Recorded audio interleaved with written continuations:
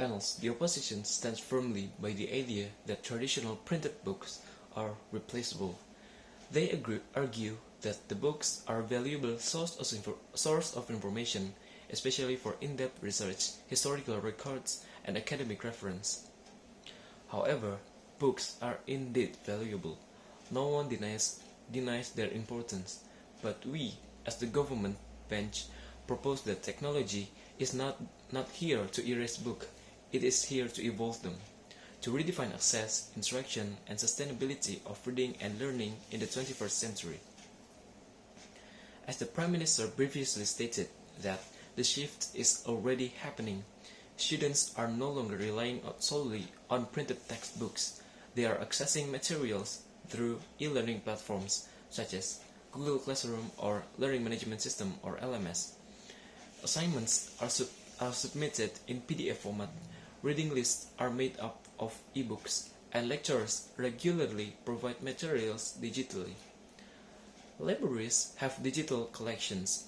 Research papers are published online.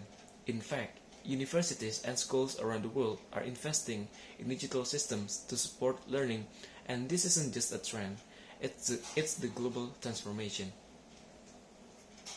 Now, let me paint a picture for you.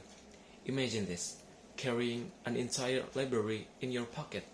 Every textbook, every journal, every novel, and reference book stored on a device on a small as your phone or tablet.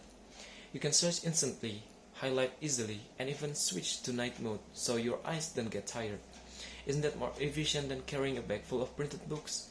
Isn't that what we call progress? As the Deputy Prime Minister, I stand to support this motion and reinforce the status quo with three main arguments: accessibility and inclusivity, interactivity and engagement, and sustainability. The first point is accessibility and inclusivity. Digital books are far more accessible than the printed books.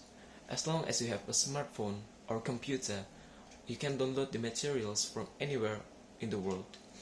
No need to visit a bookstore or wait for shipping. You can access thousands of resources instantly, often for free or at a lower cost than the printed versions.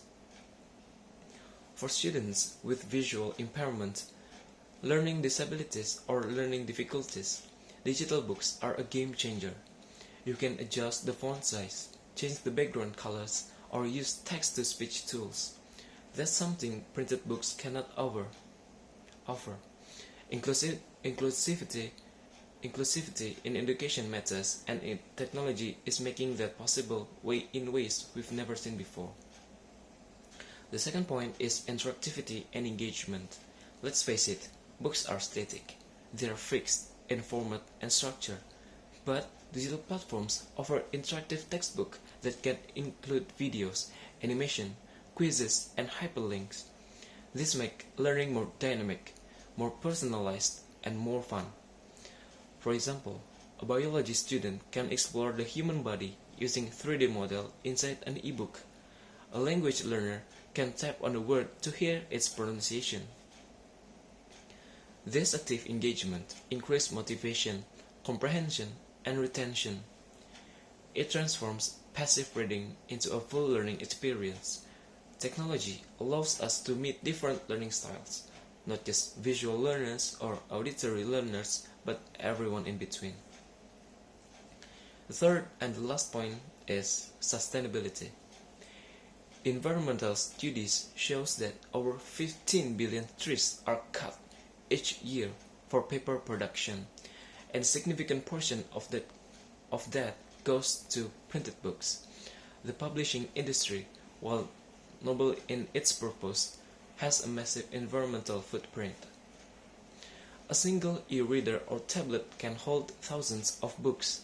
That means fewer trees cut, fewer pages printed, less ink wasted, and less transportation pollution. When used widely, digital books can significantly reduce carbon footprint and support a greener future. If we want future generations to continue learning, we must ensure that there's a healthy planet for them to live on. Now, I want to end by making one thing very clear. Technology does not erase the essence of a book. The value of a book as sources of knowledge and imagination remains, but the format has evolved. The experience has been enhanced and the access has been expanded. Printed books had their time. They still hold value, but now we have better tools, faster access, and smarter ways to learn. Technology can and has already begun to replace the traditional forms of books, not to destroy them, but to make them more powerful, more reachable, and more impactful. So, on the government bench, I firmly stand by the motion: technology can replace books, not in the meaning, but in the medium. And the change is not just necessary; it is already happening. Thank you.